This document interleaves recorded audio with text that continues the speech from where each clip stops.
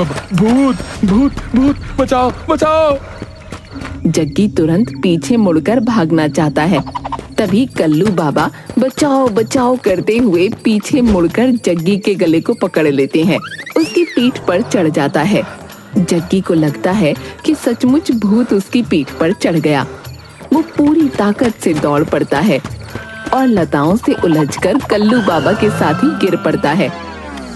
बचाओ कल्लू बाबा बचाओ, मेरी पीठ पर भूत चढ़ा है, मर गया रे। अरे मेरे बाल बच्चों का क्या होगा। अबे चुप, पीछे से कंधे पर हाथ रखकर मुझे खुद डरा दिया और अब चिल्लाकर और डरा रहा है। बड़ा बाबा बने फिरते हो, भूत बैताल प्रेत पिशाच सभी को अपनी चोटी में बांध कर रखते हो और कंधे पर हाथ रखते ही डर गए। ढोंगी बाबा कहीं के। रुको रुको, गौर से ये आवाज सुनो। लगता है सचमुच कोई खूंखार जानवर हमारी तरफ ही आ रहा है। देख क्या रहे हो, भागो। दोनों भूत भूत चिल्लाते हुए गांव की ओर भागते हैं। सुबह होने ही वाली थी। कुछ लोग चौपाल पर आग ताप रहे थे। उन्होंने दोनों की आवाजें सुनी तो उनकी ओर लाठी डंडे लेकर दौड़े। बचाओ बचाओ, भागो भागो, पीछे भूत आ रहा है। अरे कौन सा भूत, अरे कैसा भूत भैया, तुम्हारे पीछे तो कोई नहीं है।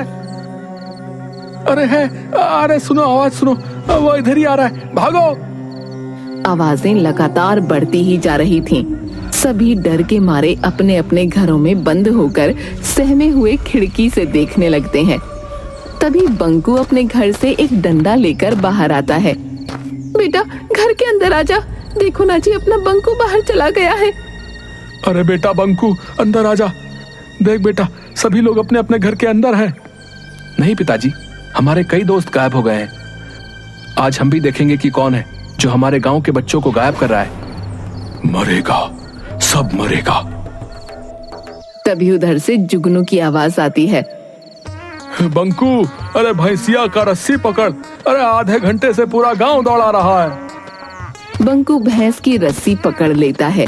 भैंस के पैर के पीछे एक बाल्टी फंसी हुई थी, जिसके ईंट पत्थर से टकराने से आवाज निकल रही थी। भैंस तो मैं द्वार पर बांध कर आया था, फिर ये खुली कैसे? वो माँ ने कहा कि बाहर भैंस को ठंड लग रही होगी, उसे गौशाला में बांध दो। भैंस बिदक कर भागने लगी, भागते हुए उसके पैर में बाल्टी फंस गई। जग्गी और कल्लू बाबा, हैं? तुम लोगों के डरपोक होने के कारण आज पूरा गांव भयभीत हो गया भाई। वो तो बंकू ने बहादुरी दिखाई, लेकिन बात तो यही है कि आखिर बच्चों का शिकार कौन कर रहा है। तभी सेठ मंगत लाल रोते रोते आता है। सरपंच जी, मेरा बेटा सुधीर घर पर नहीं है। नौकरों ने बताया कि सुधीर को शेर दबोच कर ले गया है जंगल की ओर। हाय मैं लुट गया, हाय मैं बर्बाद हो गया, मेरा इकलौता बेटा। धैर्य रखो मंगत लाल, धैर्य रखो। हम सभी उसी का उपाय ढूंढने के लिए यहाँ इकट्ठा हुए हैं। सुधीर मेरा भी दोस्त था, हमें उसे ढूंढना ही होगा। बंकू घर में बिना बताए जंगल की ओर चल देता है।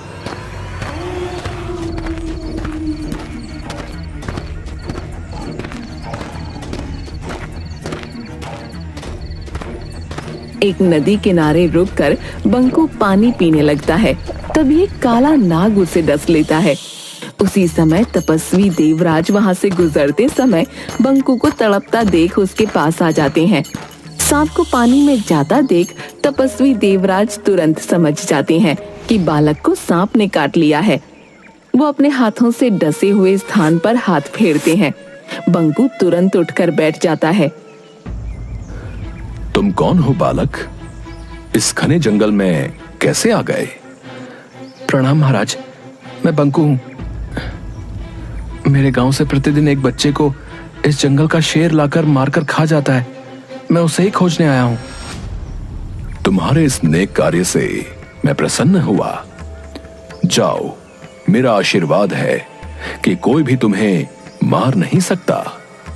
जानवर के सामने तुम में उससे 10 गुना शक्ति आ जाएगी।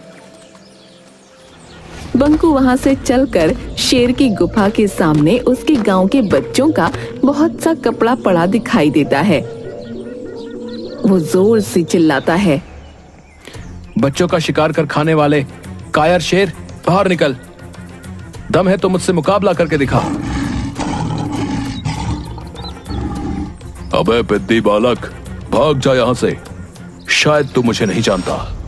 मैं कायर नहीं, मैं जंगल का राजा शेर हूं।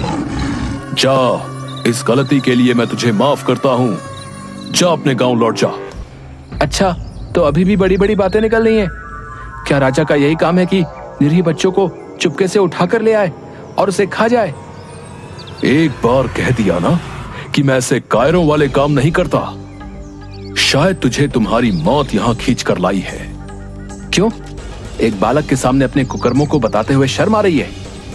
बस, बहुत हो गया। अब मैं और बर्दाश्त नहीं कर सकता।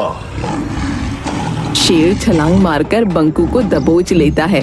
दोनों में गुत्थम गुत्था हो जाती है, लेकिन कुछ ही पलों में बाजी पलट जाती है। तपस्वी देवराज के दिए हुए वरदान की वजह से बंकू शेर से जीत जाता है। कौन हो तुम बहादुर बालक, और मुझ पर ऐसा इल्जाम क्यों लगा रहे हो? मैं सरताजपुर में रहता हूँ, जहां से तुम कल भी मेरे दोस्त सुधीर को दबोच कर ले आए हो, जिसका प्रमाण तुम्हारी गुफा के सामने पड़े कपड़े हैं। हाँ, इसको तो मैंने भी देखा है, पर ज्यादा ध्यान नहीं दिया। शेर तुरंत अपने गुप्तचर सियार को बुलाता है। गुप्तचर सियार, पता करो कि कौन मेरी गुफा के आगे ऐसी घटिया काम करके कपड़े फेंकता है। महाराज, यह काम किसी आदमी का है। देखिए, कोई कपड़ा फटा हुआ नहीं है। सभी कपड़े सही सलामत खोले गए हैं। जबकि अगर जानवर करता तो कपड़ों के चीथड़े होते। देख लिया, कोई हम जानवरों को फंसाने के लिए ऐसा काम कर रहा है। ठीक है, लेकिन आखिर ऐसी घिनौनी हरकत कौन कर रहा है? मैं सामने पेड़ पर से आज रात नजर रखूंगा। रात भर बंकू मचान पर जगा रहता है, लेकिन वहाँ कोई नहीं आता। करीब 4 बजे उसे नींद लग जाती है और वो सो जाता है। तभी चिड़िया की आवाज सुनकर बंकू जग जाता है। वो देखता है कि कंबल ओढ़े हुए एक आदमी सुधीर के कपड़ों को शेर की गुफा के आगे फेंक रहा है। बंकू मचान से उतरकर उस आदमी को पकड़ लेता है। भौंकता कहाँ है? जरा अपना चेहरा तो दिखा। भोगा, तुम तो गांव के सारे बच्चे तुम ही गायब कर रहे हो। मरेगा, सब मरेगा। अब कोई नहीं मरेगा, अब बस तू ही मरेगा। इतना कहकर बंकू जोर से भोगा के पेट में मुक्का मारता है, लेकिन भोगा को कुछ नहीं होता। अलबत्ता भोगा के एक मुक्के से वो बेहोश हो जाता है। समय पर शेर के आ जाने से भोगा वहां से भाग जाता है। उठो बालक। वो कहाँ गया? वो तो भाग गया। बंकू तपस्वी देवराज की कुटिया पर जाकर, प्रणाम महाराज। आदमखोर शेर को मार डाला तुमने? नहीं महाराज, आदमखोर शेर नहीं, आदमखोर शमशान में रहने वाला भोगा है। लेकिन आपके वरदान ने उस पर क्यों काम नहीं किया? मैंने वरदान दिया था कि जानवर के सामने तुम में उससे 10 गुना शक्ति आ जाएगी। ये आदमी पर लागू नहीं होता। उस भोगा में तो बहुत शक्ति है, उसे परास्त करना मुश्किल है। भोगा ने एक ऋषि को खाने में मांस दे दिया था। तब ऋषि ने उसे शमशान का मांस खाने का श्राप दे दिया था। उसको मारने का क्या उपाय है महाराज? वो सिर्फ बेल के पेड़ की लकड़ी से बने औजार से ही मर सकता है। लेकिन उसे मारने के तुरंत बाद 200 गज उसकी परिधि से बाहर निकलना होगा, नहीं तो सामने वाला भी मर जाएगा। बंकू बेल के पेड़ की लकड़ी को नुकीला करके भाला बना लेता है और चीते पर बैठ शमशान पहुंच जाता है।